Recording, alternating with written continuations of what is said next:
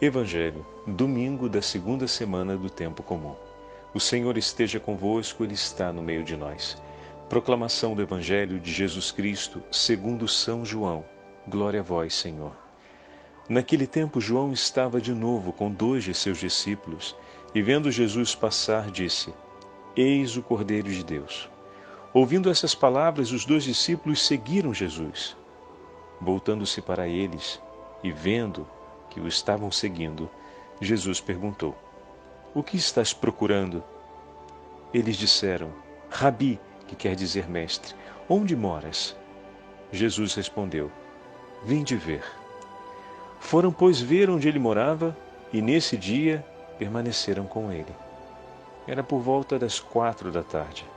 André, irmão de Simão Pedro, era um dos 2 que ouviram as palavras de João e seguiram Jesus. E foi encontrar primeiro seu irmão, Simão, e lhe disse: Encontramos o Messias, que quer dizer Cristo. Então André conduziu Simão a Jesus. Jesus olhou bem para ele e disse: Tu és Simão, filho de Jonas. Tu serás chamado Cefas, que quer dizer pedra. Palavra da salvação. Glória a vós, Senhor. Segundo domingo do tempo comum, em nome do Pai, do Filho e do Espírito Santo. Amém. Queridos irmãos e irmãs, a Santa Liturgia hoje nos trouxe ao Evangelho de São João, para ouvirmos juntos o primeiro capítulo, o chamado dos primeiros discípulos de Jesus. Já ouvimos a narrativa desse chamado, seja no Evangelho de João, propriamente dito, como também nos demais evangelhos, inclusive no Evangelho de São Marcos. Mas olha que interessante. Ontem ouvimos a chamada de Mateus. Então vamos tentar olhar a proposta que a liturgia nos faz ao apresentar esse chamado vocacional dos primeiros discípulos que hoje acabamos de ouvir. Ontem, na narrativa de Marcos, Mateus estava sentado na banca da coletoria de impostos. E o padre observava esse detalhe. Mateus não fazia parte da multidão que estava indo ao encontro de Jesus e que buscava ouvir o Senhor. Falamos que naquela multidão poderiam haver, digamos assim, 2 posturas dominantes. Aqueles que vão até o Senhor para tentar obter para si algo, trazendo desse modo a prioridade sobre si mesmo, e vão até o Senhor tentando arrancar aquilo que lhe possa servir, e aqueles que vão diante do Senhor para ouvir, para dar a prioridade ao Senhor, que numa atitude de humildade reconhece esse Senhor que vem e que vem para partilhar os seus tesouros conosco. Esse Senhor que vem para nos dar da sua misericórdia, do seu amor e para tomarmos parte, para participarmos dos seus tesouros, é preciso ouvir o que ele nos diz, o chamado ao arrependimento, à conversão e ao acolhimento do Evangelho. Muito bem, Mateus não estava na multidão, ele estava no seu ofício, no lugar do exercício do seu trabalho. E observávamos que o trabalho de Mateus não era um trabalho qualquer, era um trabalho relevante que lhe concedia um status e uma posição social privilegiada. E Mateus estava ali. E Jesus vem ao encontro dele, e vimos nisso um elemento muito emblemático do chamado do Senhor a cada um de nós. O Senhor vem ao encontro do homem que está seguindo a vida de maneira compromissada e responsável, né? Mateus está ali no exercício do seu ofício, está vivendo a sua vida, está com o suor do seu trabalho, lembrando do livro do Gênesis, terás o seu sustento do suor do seu trabalho. Mateus está ali, trabalhando sobre o que lhe é próprio, ganhando o seu sustento cotidiano, realizando o ofício que lhe era possível, com a excelência ou o cuidado que lhe era próprio, mas estava ali, na sua vida ordinária. O Senhor vem ao encontro desse homem que está vivendo, se a gente pega a imagem do livro da Gênesis, está vivendo depois do pecado original, está vivendo do suor do seu rosto, do fruto do seu trabalho. Esse homem que está tentando conduzir a vida que lhe foi dada pelo Senhor, é um homem que traz consigo o temor a Deus e o zelo pelo sagrado. Por que, padre, o senhor afirma isso a respeito de Mateus, se o texto não observa esses elementos? Porque Mateus, de imediato, reconhece em Jesus algo que vai para além de uma proposta. Deus não nos faz uma proposta. Deus apresenta o que é fundamental para a nossa vida. Por assim dizer, a proposta, entre aspas, de Deus é o programa de vida que nos leva à felicidade e ao reino dos céus. É a proposta, qualquer outra proposta fora disso não vale a pena. E se vivemos o ordinário do nosso cotidiano, devemos viver orientados a partir daquilo que o Senhor apresenta, da única proposta que vale a pena. A única proposta que vale a pena é aquela que vem do Senhor. É a proposta que nos faz o Evangelho, porque essa nos leva à vida eterna. Essa nos assegura a felicidade e a eternidade. Não tem outra proposta que possa valer a pena. E eis que o Senhor vem ao encontro de Mateus, que está na sua vida ordinária, com um justo temor a Deus e a justa religiosidade, procurando viver uma proposta de vida que possa valer a pena, apresenta-se diante dele e diz: vem, segue-me. Vem, segue-me. E o texto de Marcos ontem dizia que imediatamente Mateus deixou o que estava fazendo e seguiu o Senhor. Abraçou o chamado do Senhor, aquela que é a proposta, aquela que merece ser vivida.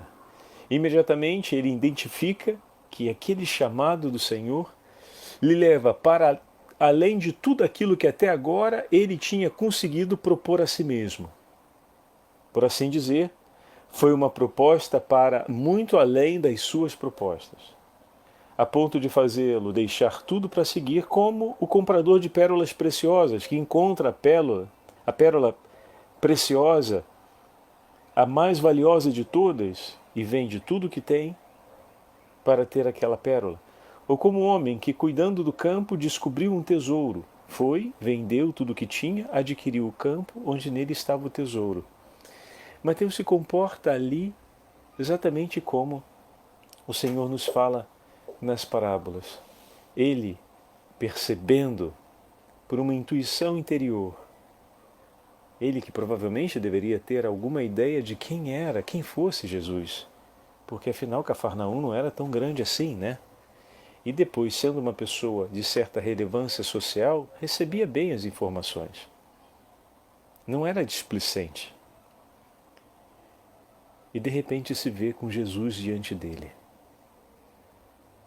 Aquele, talvez de quem ele soube, a respeito de quem ele soube, que cumpriu tantos atos que eram próprios de Deus. Não poderia um outro, senão Deus, curar o enfermo, perdoar os pecados, triunfar sobre o demônio e impor-lhe a condenação e expulsá-lo. Aquele que veio para permanecer no meio de nós, aquele que é a luz, como vai escrever São João no prólogo, e que veio chamar todos aqueles que estavam nas trevas para que se tornassem filhos da luz. Então, tudo isso está presente na sensibilidade de Mateus, que escuta Jesus, que aparece diante dele e lhe diz: segue-me, ele que estava na sua banca da coletoria de impostos. Mas, padre, o senhor está fazendo a homilia de ontem, desculpa, tem que ajustar o texto aí. Por que o padre está fazendo todo esse repeteco? Vocês já repararam que o padre de vez em quando faz uns repetecos do evangelho anterior para poder linkar as duas, a continuidade dos textos ou então a continuidade temática? Porque hoje nós ouvimos a narrativa, outras duas narrativas vocacionais. A de Samuel, onde nós temos o jovem Samuel, que foi entregue para aprender o zelo e os cuidados do templo, confiado ao sacerdote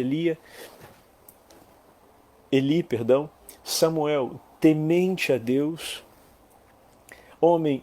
jovem de muitas virtudes, jovem de piedade e oração, jovem de um coração justo e temente a Deus. Atenção, isso é importante, olha aqui. Só que, diferentemente de Mateus, Samuel estava sendo educado para os cuidados das coisas de Deus e no templo. E eis que em uma noite, enquanto ele repousava, aquele que não dorme nem cochila, que é o guarda de Israel, se apresenta diante dele. Olha que interessante, meus irmãos, o Senhor não se apresenta durante o culto. Vocês perceberam isso? No anúncio da gravidez de Isabel, na anunciação, por assim dizer, a Zacarias, do nascimento de João Batista, era durante o culto, durante a celebração do rito do incenso, que Zacarias foi oferecer o incenso diante do Santo dos Santos, que o Senhor vem ao encontro de Zacarias e lhe fala a respeito, por meio do arcanjo Gabriel, lhe fala a respeito da gravidez de Isabel. Mas aqui, naquele tempo, Samuel estava dormindo no templo do Senhor, onde se encontrava a arca do Senhor. Então o Senhor chamou Samuel, dizendo: Samuel, Samuel. Estamos no início da primeira leitura. Então, Samuel está no mesmo lugar, está no templo, próximo à arca do Senhor, só que dormindo, não está no culto. Está cumprindo um ofício próprio do cuidado sobre aquilo que Deus lhe deu, que nós vamos ouvir na segunda leitura, São Paulo chama a atenção, o corpo. Assim como a vida nos foi entregue para conquistarmos o pão de cada dia sob o suor do nosso rosto, também o repouso é consagrado a Deus, não só o nosso trabalho, mas o nosso repouso, a nossa vida por inteiro. Ela deve ser consagrada a Deus e o Senhor vem ao nosso encontro em todos os momentos. No momento em que você está cuidando para ganhar o pão de cada dia, entregando ali o seu tempo, saiba, lembre-se de Mateus, o Senhor está contigo. Ele vem a teu encontro e se apresenta diante de ti. E te propõe mais uma vez que em meio aos seus afazeres, você escolha aquilo que é a proposta. Que você escolha viver o Evangelho.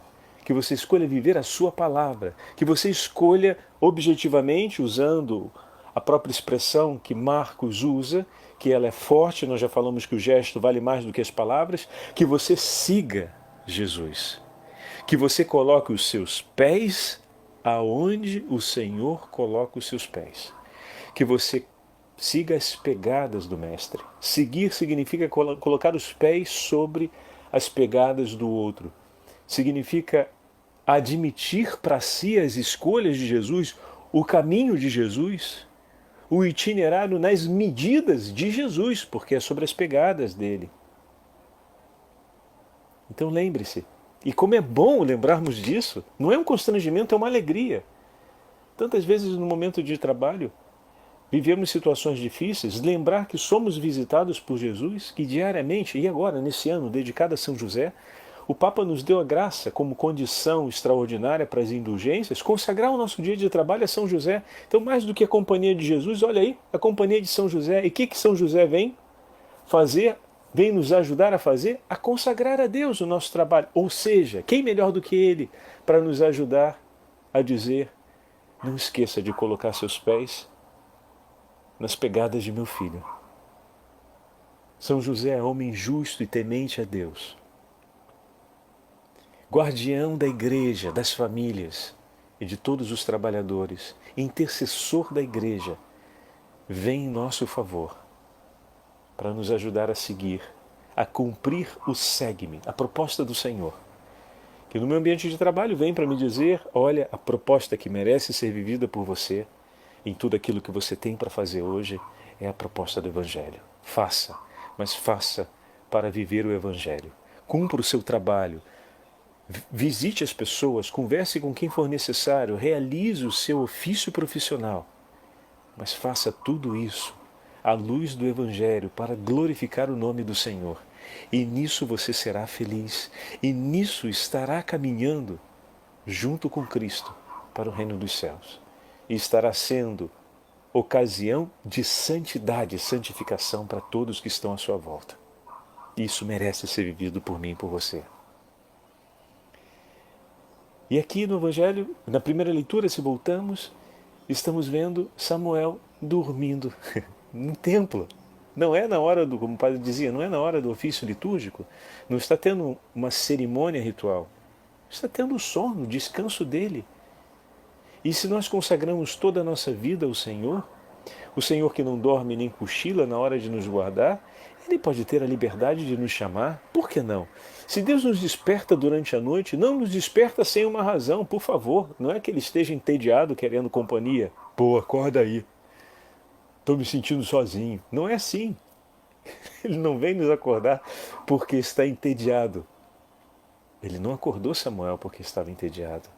Ele acordou Samuel para dividir o que tinha em seu coração. Meu irmão e minha irmã, que maior nobreza pode ser essa, que ter o Rei do Universo, que se inclina dos céus, como um confidente, para dividir o seu coração com o teu coração, como um amigo fala ao outro. Assim escreve o livro, os livros proféticos, e também nos fala muitas vezes os livros sapienciais.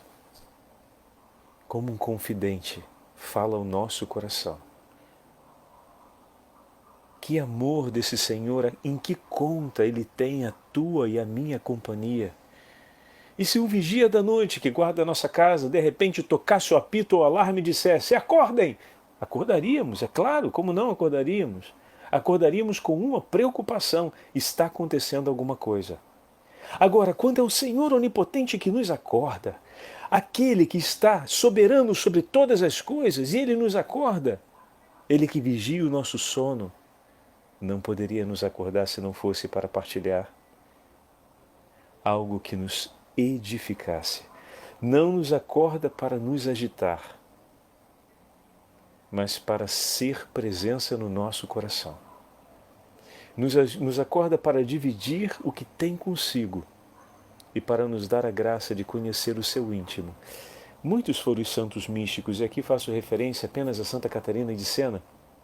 Se queremos Santa Rita de Cássia, também temos muitos devotos de Santa Rita, que durante a noite acordavam para fazer vigília de oração ao Senhor. Mas uma das coisas mais marcantes em Catarina de Sena é que o amor inquietava tanto o coração dela que ela ia dormir desejando acordar para estar na companhia do seu amado. Como assim, padre? O desejo de estar junto de Jesus era tão grande que uma única hora, que ela não queria perder uma única hora que fosse de atenção ao seu divino esposo. Quando a gente quer estar tanto com a outra pessoa, a gente diz: eu passo a noite inteira com você e estou disposto a estar acordado a noite inteira para não perder a luz dos teus olhos em nenhum momento. Muito bem. Com um amor assim, intenso e profundo, Santa Catarina de Sena desejava a cada momento ter a companhia do seu Senhor, do seu divino esposo. E de poder não apenas repousar na sua companhia, mas oferecer o seu coração como oblação à divina misericórdia, ou melhor, à divina providência. Então, quando amamos, temos esse desejo de intensidade. O jovem Samuel dormia no templo, mas amava muito a Deus. Tanto que ao primeiro sussurro da voz do Senhor, ele acorda. Acorda e ouve a voz do Senhor que o chama, mas ainda não a conhece. Será Eli a introduzi-lo no conhecimento dessa voz do Senhor, para aprender a responder à voz do Senhor. E a resposta que Eli lhe instrui é: fala, Senhor, pois teu servo escuta. Deus nos chama para dar-nos a sua palavra. Nós fazemos companhia para o Senhor quando o ouvimos. A comunhão com a intimidade desse amado Senhor é através da escuta. E é verdade, um amigo que quer falar conosco. Que coisa eu posso dar de mais digno ao meu amigo que quer falar comigo que a atenção do meu coração? Que os ouvidos atentos às suas palavras e um coração desejoso de receber e de acolher o seu coração. E ele ensina Samuel a agir desse modo. E aqui entra a pergunta para a gente, meus irmãos, olhando o testemunho de Samuel, porque Samuel está sendo educado a ouvir a Deus e a agir na atitude de escuta. O nosso coração, temos cultivado um coração assim desejoso de ouvir a Deus e pronto para dispor por Ele a atenção necessária sobre aquilo que Ele nos pede? Eis uma grande pergunta que merece espaço na nossa vida, que está diretamente relacionada à nossa vocação. Cada um tem uma vocação, tem um chamado do Senhor.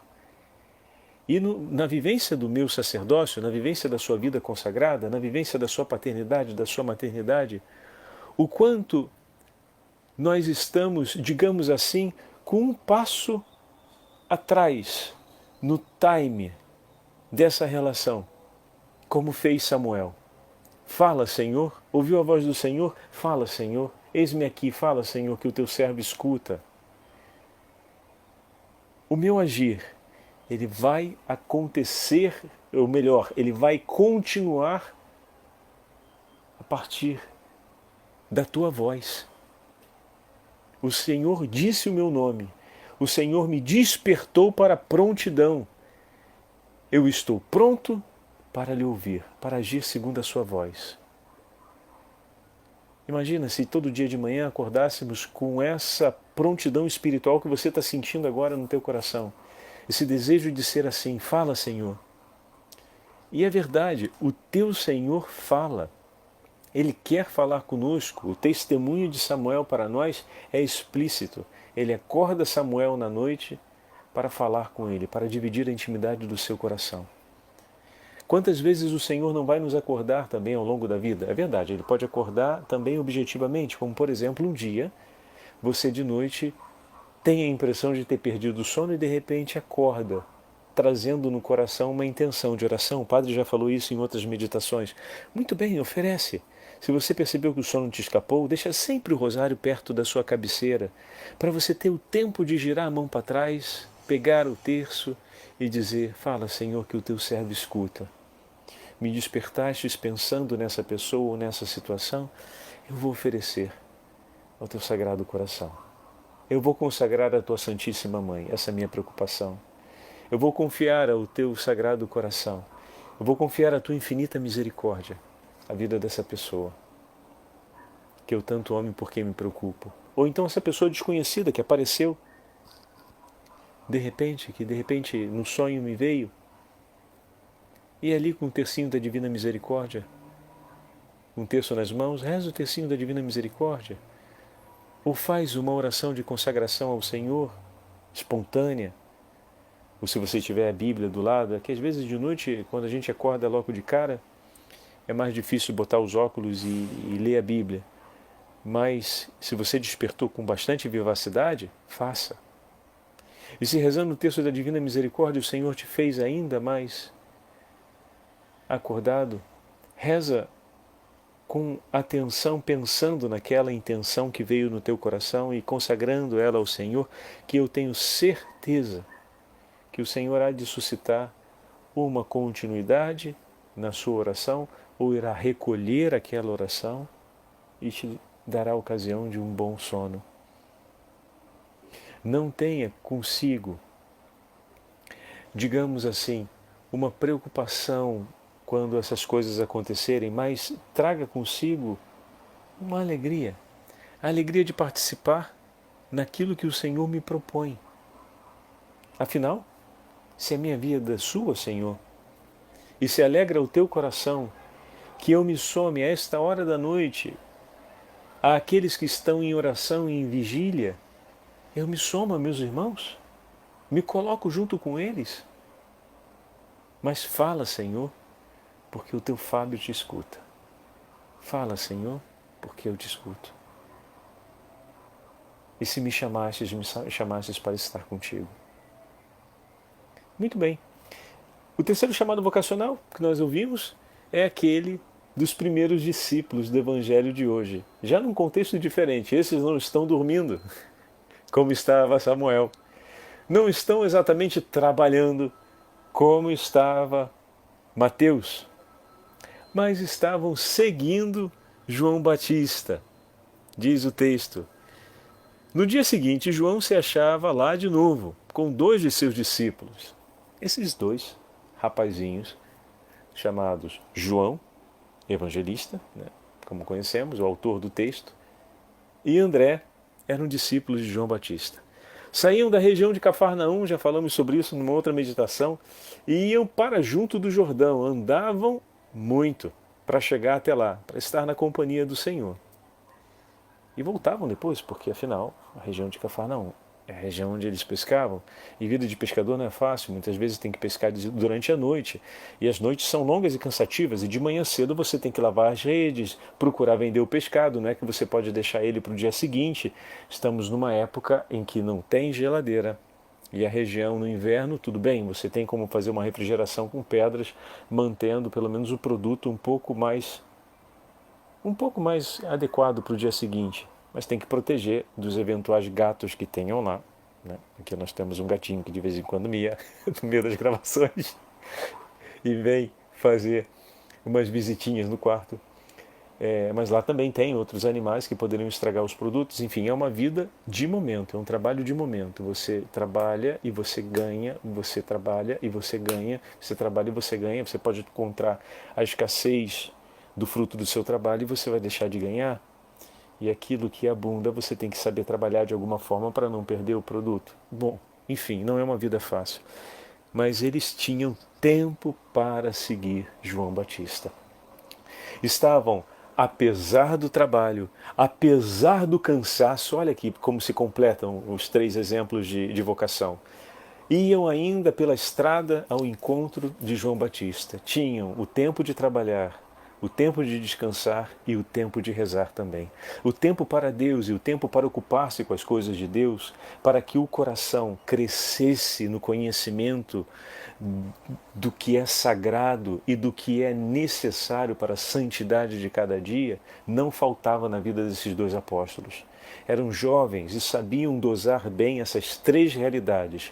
Com que tristeza a gente vê o desprezo à realidade pelas coisas sagradas e por tudo aquilo que pode nos ajudar a crescer na santidade nas nossas gerações. Não apenas na geração de hoje, pelo contrário, vejo ainda na geração de hoje muitos jovens que se importam muito com o elemento sagrado, não sabe bem aonde procurar, mas tem uma relevância. Mas algumas gerações, desde a década de 60 até hoje, desde do famoso 1968 para cá, foram gerações que se dispersaram sobre a busca e a importância do sagrado. Nos anos 80, início dos anos 90, tivemos um florescer enorme, exuberante de novo por essa busca. E depois vivemos um momento de tensão por ocasião do ano 2000 e uma nova dispersão. Mas agora temos pouco a pouco observado uma retomada muito difusa em todo o mundo, né? Que precisa ainda ser bem orientada, mas está nas mãos do Senhor e está sobretudo aos cuidados do Imaculado Coração de Maria. Mas a parte essa interpretação, digamos assim, macroscópica desse fenômeno, como é importante gerarmos em nós esse cuidado de ter também esse tempo, porque o Senhor fala no tempo do trabalho, fala no tempo do descanso, a corações que estão atentos e que buscam as coisas de Deus, que vivem com piedade, temor a Deus e que se preocupam com aquilo que o Senhor, se importam com Deus e com os ensinamentos do Senhor. Essa é a característica. E o terceiro lugar aonde o Senhor demonstra que vem ao nosso encontro é quando nós buscamos tudo aquilo que a Ele pertence. Nesse tempo dedicado à oração, nesse tempo dedicado ao aprendizado, nesse tempo dedicado ao crescimento da vida de espiritualidade e o crescimento na vida de santidade, Deus também olha com bons olhos, ama esse momento e vem ao nosso encontro. E ali nos chama para junto de si. Nos chama para junto de si no trabalho, nos chama para junto de si no repouso, nos chama para junto de si nos momentos em que buscamos Ele, nas coisas sagradas, no tempo em que nos dedicamos à oração, que dedicamos ao crescimento espiritual, que dedicamos à vida de santidade. E qual a característica desses três? Eles trazem consigo o temor a Deus, o zelo e o respeito pelas coisas do Senhor e o desejo e a humilde de escutar o que Deus tem a dizer para eles. E aqui nós vimos André e João, que quando escutam João Batista dizer: eis o Cordeiro de Deus, eis ali aquele, eu preparei a vinda dele, mas agora está ali aquele que deveria vir. Quando João Batista aponta para ele, os dois discípulos ouviram falar e seguiram Jesus. Jesus, aquele que do outro lado do Jordão estava batizando, com quem teve um dilema pouco tempo atrás, porque batizava, como dizia São Mateus, batizava ali alguém que também os discípulos de João Batista vão falar, até olha, tem um judeu que está batizando do lado de lá do Jordão. Bom, muito bem, eis ali o Messias, aquele de quem eu não sou digno de desamarrar as sandálias. Eu preparei vocês para a chegada dele. E os dois partem ao encontro de Jesus, escutam obedientes a palavra de João Batista e vão agora depositar a obediência do coração deles a nosso Senhor. E aqui tem a beleza, novamente, da iniciativa de Jesus. Se vocês repararam, do jeito que o Pai está falando, parece que a iniciativa foi dos dois. Não, Senhor. Os dois chegaram lá, os dois ouviram-no falar e seguiram Jesus. Jesus voltou-se vendo que eles o seguiam, disse-lhes. Os dois estavam ali, de prontidão, atrás de Jesus. A cena deve ter sido um pouco divertida. E Jesus se dá conta, claro, de que os dois estão ali seguindo. E João, que em primeira pessoa dá o testemunho, porque é ele o autor do Evangelho, ele deixa muito claro. E é até engraçado, porque se ele não é engraçado no sentido de... Ou seja, é um ato de humildade. Ele escrevendo o Evangelho, ele poderia ter dito, e nós estávamos ali e querendo, e chutamos uma pedrinha e fizemos e chamamos a atenção do Senhor, e de alguma forma não houve nada disso. Eles estavam ali seguindo o Senhor, e antes que pudessem dizer ao Senhor sobre aquilo que sabiam dele, e o desejo que tinham de estar junto dele, Jesus veio até eles primeiro, se antecipou e perguntou: que estás procurando? E eles tiveram a chance de dizer: onde moras? Rabi, onde moras? Mestre. Eles buscavam a companhia de Jesus. Eles buscavam estar perto de Jesus. E o que o Senhor fez? Vinde e vede. Se vocês querem estar perto de mim, saibam que mais ainda eu quero estar perto de vocês. Vem. Vem para junto de mim. Vem e vê. Toma agora a minha palavra que diz: vem e com os teus olhos veja. Coloca-te dentro dessa palavra. Vem para um acontecimento. Vem para junto. Une-te. E diz São João, que era por volta de 4 horas da tarde.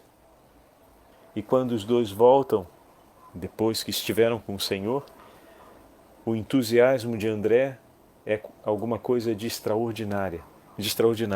Ele vai direto a Simão Pedro e convence a Simão Pedro dizendo: encontramos o Messias. E ele o conduziu a Jesus. Imagina, Pedro estava no seu ambiente, no seu ofício de trabalho. E não foi Jesus que entrou até ali.